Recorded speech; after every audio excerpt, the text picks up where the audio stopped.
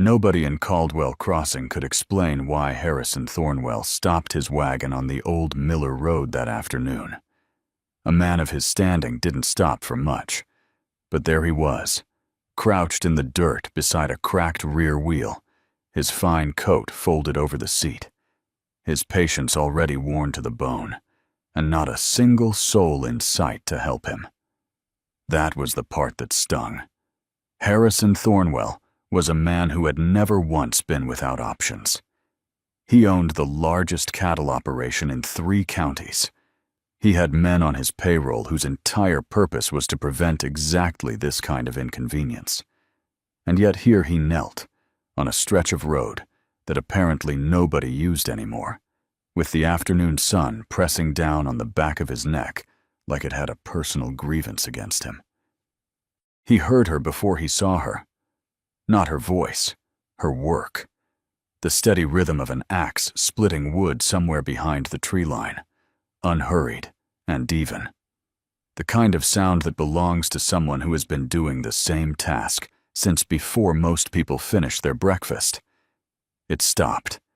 Then, boots on dry grass, and a woman stepped out from between the trees, carrying a short-handled mallet, and a look on her face that was neither surprised nor particularly concerned. Viola Cobb was not what Harrison expected. She was young, late 20s, perhaps, with her dark hair pinned back and a canvas work apron tied at the waist. She glanced at the wagon, glanced at him, and then walked directly to the wheel without saying a word. She crouched beside it, ran her fingers along the split wood, pressed her thumb against the hub, and tilted her head slightly. "Spoke's not gone," she said. "Just needs seating. You have a mallet?" Harrison straightened up. "I don't generally carry one." She held hers out without comment. He took it. She placed her hands on the wheel's rim, positioning the split spoke carefully, and nodded once.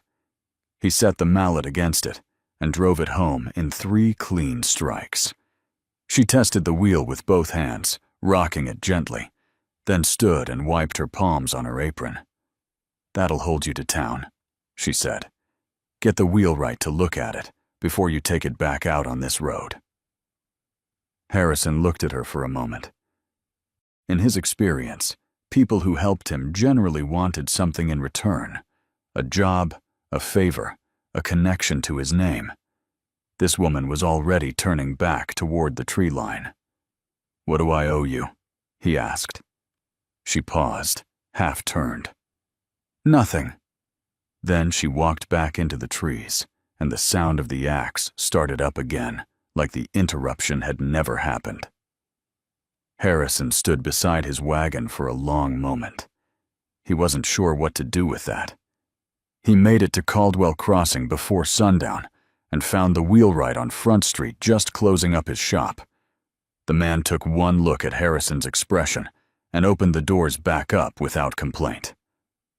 While the wheel was being properly repaired, Harrison sat on the bench outside and found his thoughts drifting, more than once, back to the woman on the Miller Road. He asked the wheelwright if he knew a Cobb family out that direction. The man nodded, wiping grease from his hands. "Viola Cobb. Runs her father's old place by herself since he passed last winter. Small spread, few chickens, a kitchen garden. Takes in mending from the women in town." He paused. "Keeps to herself mostly. Doesn't ask for much." Harrison nodded slowly.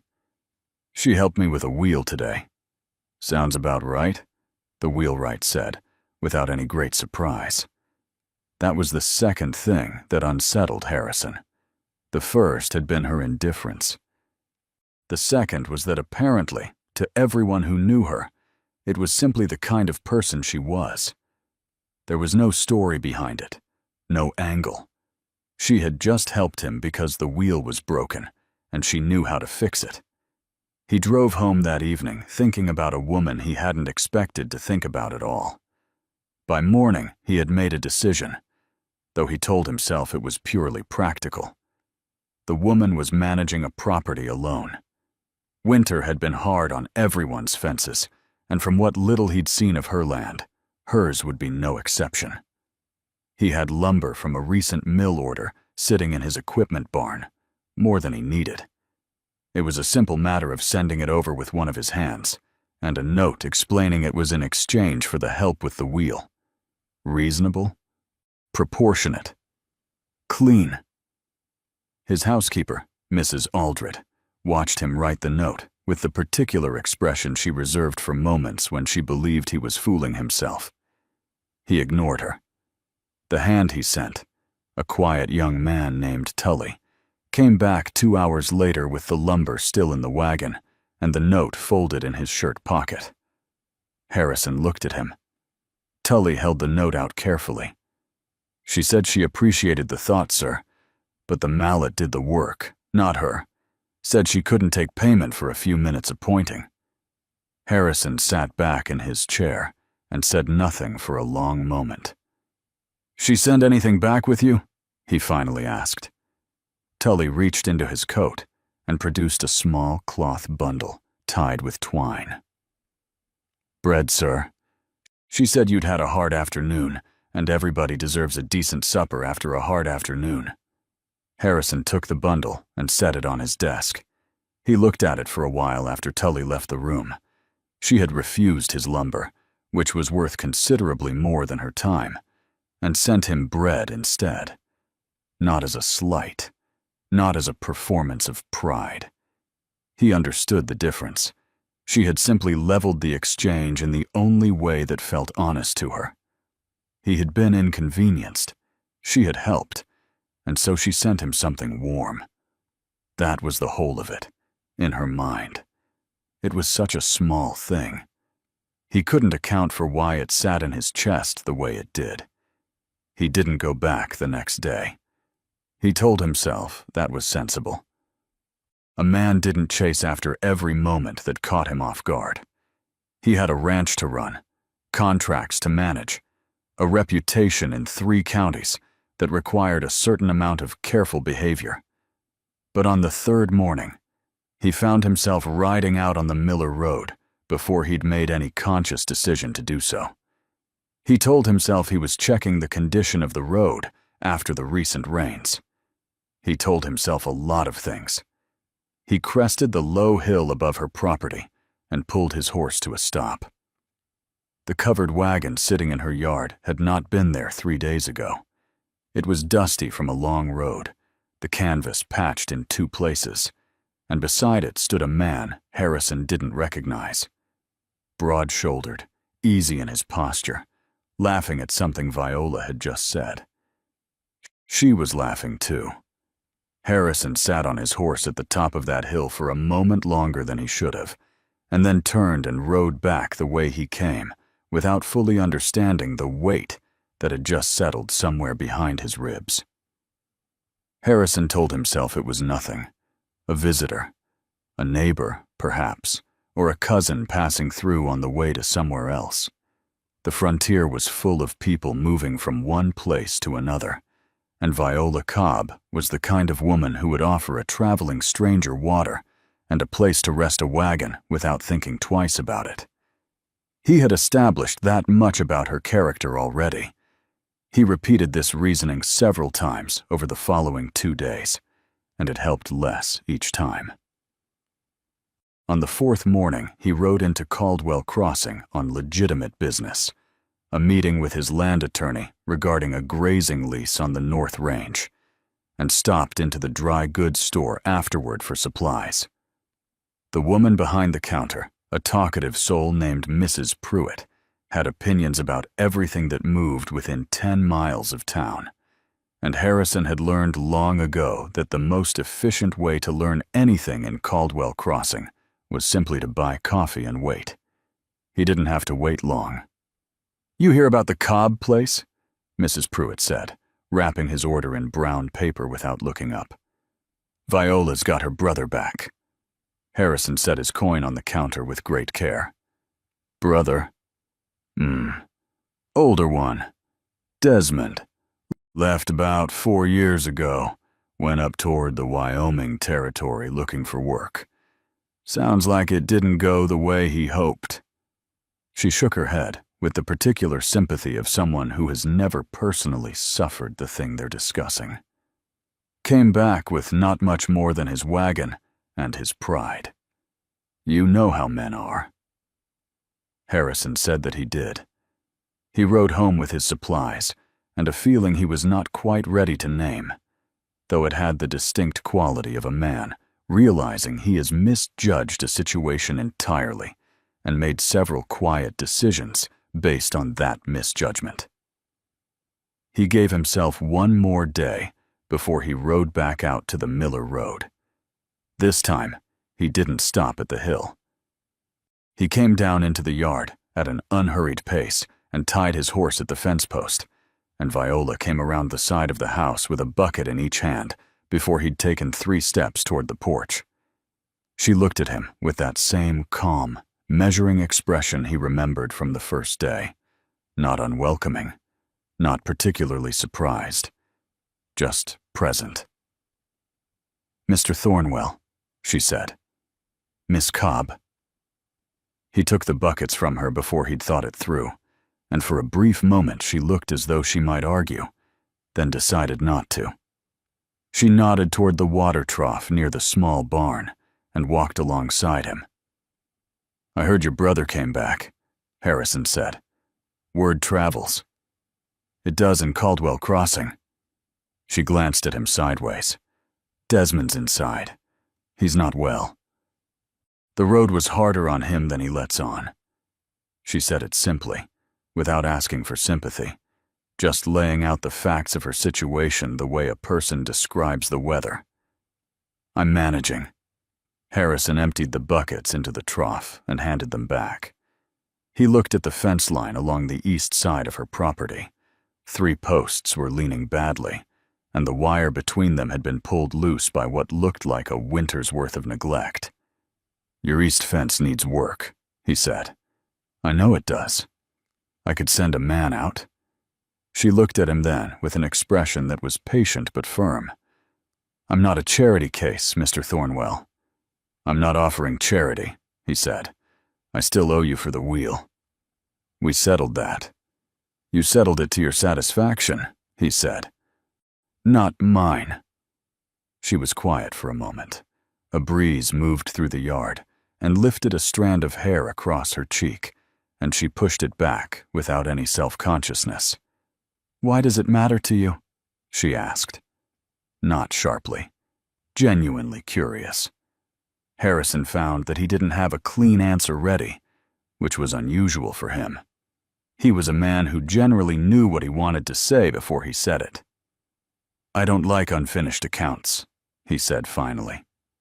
She studied him for a moment, and he had the uncomfortable sensation of being read accurately by someone who wasn't particularly trying. "All right," she said, "but I'll pay your man for his time. Coin or food, his choice." Harrison agreed, and they stood for a moment in the kind of silence that isn't awkward, so much as full. He sent Tully out the next morning with 2 other hands, and enough post timber to fix not just the east fence, but the entire south line as well. He told himself this was efficient. There was no point in making 2 trips. Tully, to his credit, delivered this reasoning to Viola with a straight face. She fed all 3 men lunch. Tully reported this back to Harrison with what appeared to be great personal satisfaction. "Beef stew, sir. Cornbread on the side. Her brother came out and helped us set the last 4 posts, even though he looked like a strong wind might knock him over." Harrison asked how the brother seemed. "Proud," Tully said. "Quiet, grateful, but didn't want to show it." He paused. "Reminded me a little of you, sir, if you don't mind me saying." Harrison minded, but he said nothing. He found reasons to ride the Miller Road 3 more times over the following 2 weeks. Each time he stopped. Each time Viola met him in the yard with that unhurried manner of hers, and each time the conversation lasted a little longer than the one before. He learned that she had taught herself to read from her father's 2 books, a Bible and a surveyor's manual, and that she found the surveyor's manual more useful on most days. He learned that she had once wanted to see the Pacific Ocean and had never gotten farther west than the Caldwell Crossing church social. He learned that she made her own soap and despised doing it, and that she could identify 6 types of hawk by their silhouette alone. She learned things about him too, though he was less practiced at offering them. She asked questions the way she did everything else, simply and without pressure, and he found himself answering in ways that surprised him. He told her about his father's ranch and the years he'd spent trying to prove he deserved to inherit it rather than just receive it. He told her about the loneliness of a large house when the work was done and the hands had gone to the bunkhouse and there was nobody to say an ordinary thing to. She listened without filling the silence unnecessarily, which was rarer than it should have been. One evening, he stayed until the light went gold and the shadows stretched long across her yard, and Desmond came to the door of the house and looked out at them with an expression that Harrison couldn't quite read. The man gave a short nod and went back inside. On the ride home, Harrison realized that for the first time in longer than he could clearly remember, he had spent an entire afternoon without thinking about the ranch once. It was Mrs. Aldred who finally said what she'd been holding for 3 weeks. She set his supper on the table, refilled his coffee, and then stood with her hands folded, and said, "You're going to lose her to hesitation, Mr. Thornwell. A woman like that doesn't wait for a man to figure himself out. She just keeps living." Harrison looked up from his plate. "She's not mine to lose." "Not yet," Mrs. Aldred said, and went back to the kitchen. He sat with his food going cold and the words sitting warm and inconvenient in the middle of his chest. She was right, and he knew it. Viola Cobb was not the kind of woman who would simply be there whenever he decided the time was appropriate. She had her brother to care for, her land to keep, her quiet and self-sufficient life that had been running perfectly well before a man with a broken wagon wheel had stumbled into it. The question was not whether he wanted to be part of her life. He had known the answer to that for some time now. The question was whether a woman who needed nothing from anyone would ever choose to want something she hadn't asked for. He lay awake that night, listening to the wind move through the eaves of his large, quiet house, and he didn't have the answer yet. He rode out on a Tuesday morning with no plan and no prepared words, which was so unlike Harrison Thornwell that his horse seemed confused by the pace. He had spent the better part of 4 days trying to compose something appropriate. He had started sentences in his head and abandoned them before they finished. He had rehearsed reasonable, measured approaches and discarded everyone, because every time he imagined saying them to Viola, they sounded like a business proposition dressed up in polite clothing, and she would see through it in about 4 seconds. So he arrived at her yard with nothing but the truth, which felt simultaneously like the bravest and most exposed he had been in years.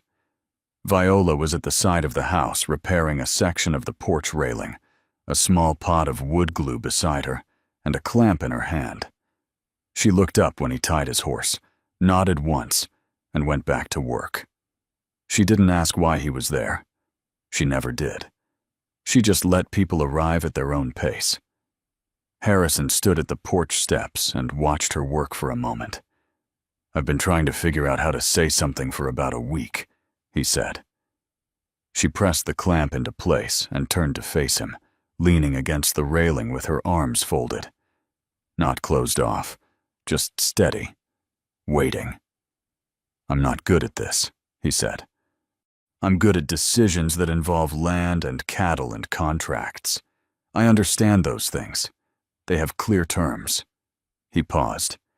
"You don't have clear terms." The corner of her mouth moved slightly. "No," she agreed. "I don't. "I've been coming out here on reasons that got thinner every time," he said. "The fence, the road condition, things I could have sent Tully for." He looked at her directly. "I came because I wanted to see you. I think you probably knew that." Viola was quiet for a moment. A jay called once from the cottonwood at the edge of the yard and went silent.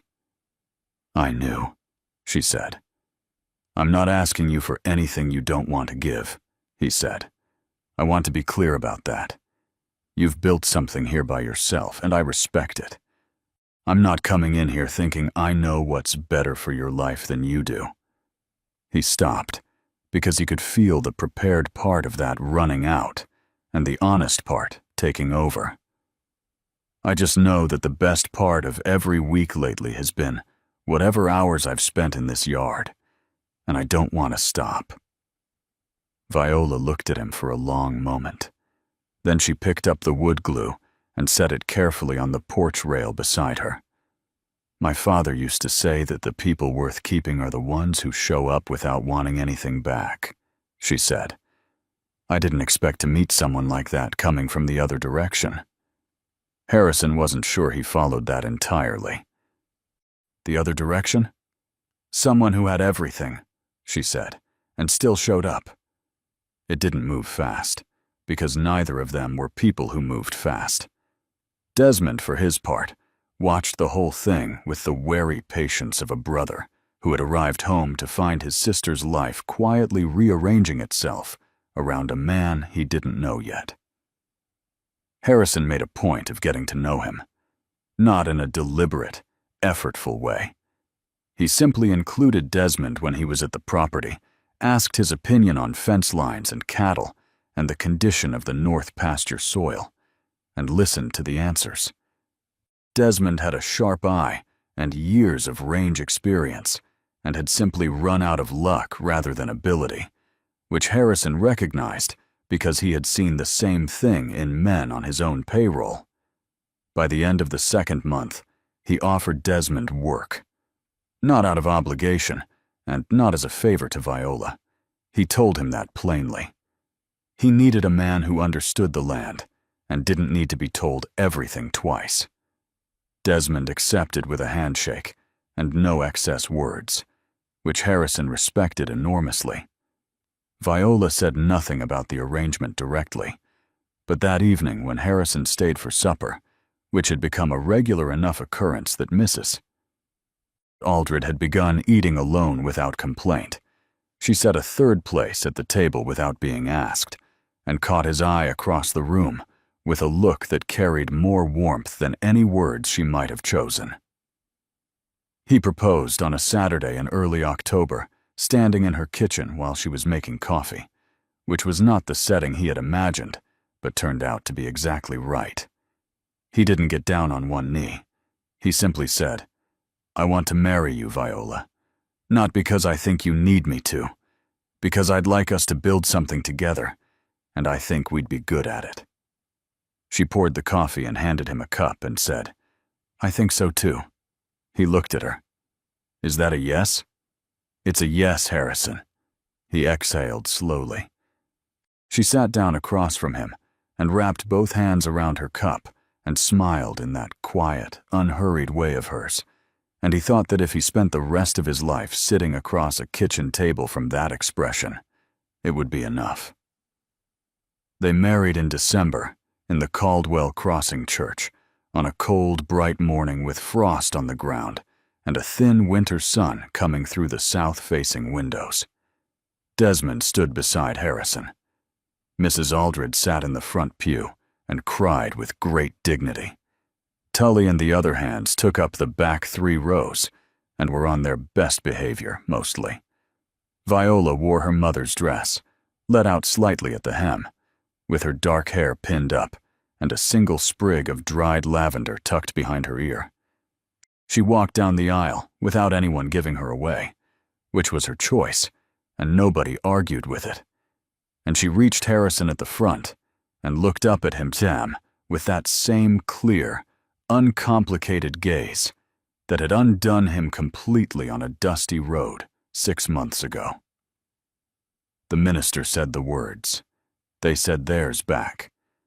The Cobb property and the Thornwell Ranch eventually became one operation, managed together, though Viola kept her father's house as her own, her workshop, her garden, her thinking space, as she called it. Harrison never questioned this. He had learned early that the things that made her herself were not things to be reorganized.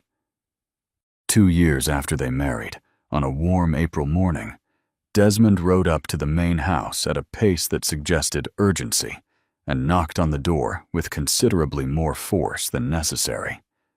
Harrison opened it. "You'd better come," Desmond said, slightly out of breath, with the widest smile Harrison had ever seen on the man's face. He came.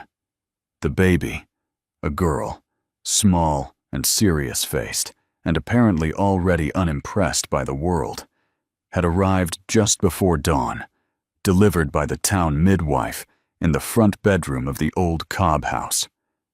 Viola was tired and calm, and holding her daughter with the focused, steady hands of a woman who approached everything that mattered with complete attention. Harrison sat on the edge of the bed and looked at both of them for a long time without saying anything. "She has your expression," he finally said. Viola looked down at the baby, then back at him. "What expression?" "The one that means you've already decided something, and you're just waiting for everyone else to catch up." Viola laughed.